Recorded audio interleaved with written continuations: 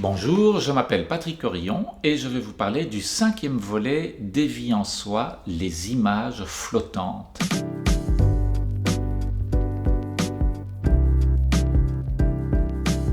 Les images flottantes, alors là, parlent vraiment du monde merveilleux du théâtre dans lequel on peut projeter toutes les images qu'on a en nous.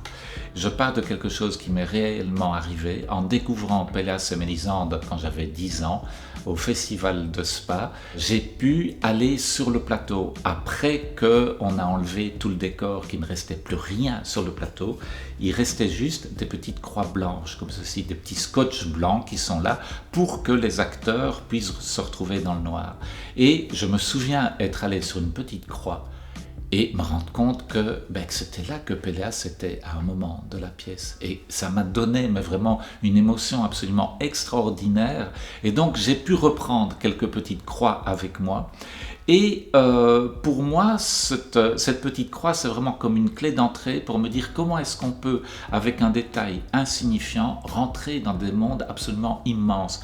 Parce que cette croix-là, elle est exactement la même que le carré blanc sur fond noir de Malevich qui décrétait le point ultime de la peinture.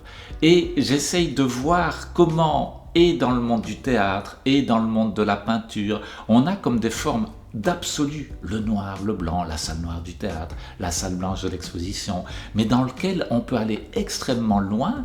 Et ce que j'essaye de faire tout au long d'Evie en soi, c'est prendre des histoires qui nous paraissent totalement insignifiantes, mais de montrer à quel point elles possèdent une vraie épaisseur.